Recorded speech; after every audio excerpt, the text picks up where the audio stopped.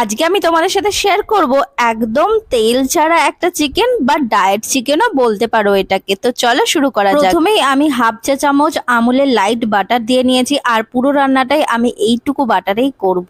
তো প্রথমেই আমি তেজপাতা এবং গোটা গরম মশলা দিয়ে নিয়েছি, আর এখানে চিকেনটা ম্যারিনেট হওয়ার জন্য বিভিন্ন মশলা, মানে চিকেন করতে যা যা লাগে আর কি, পেঁয়াজ রসুন বাটা আর দই দিয়ে চিকেনটা আগেই ম্যারিনেট করতে দিয়েছি। আর এখানে কোনো রকম জল না অ্যাড করে চিকেনটাকে ভালো করে কষিয়ে নেব। তারপর আগে থেকে টস করে রাখা বিভিন্ন ধরনের সবজি যেমন গাজর, পেঁপে এগুলো দিয়ে নিয়েছি, আর এগুলো আমি আগেই সেদ্ধ করে নিয়েছি, আর ওই সেদ্ধ করা জলটাই এখানে অ্যাড করে নিয়েছি। আর যেহেতু দই দিয়েছি তাই পরিমাণ মতো চিনি একটু দিতেই হবে স্বাদটাকে ব্যালেন্স করার জন্য। ব্যাস, চিকেনটা এখানে ফুটে গেছে, আর আমি অ্যাড করে দিলাম হাফ চা চামচ ঘি। এটা সম্পূর্ণ অপশনাল, তোমরা চাইলে অ্যাভয়েড করতেই পারো।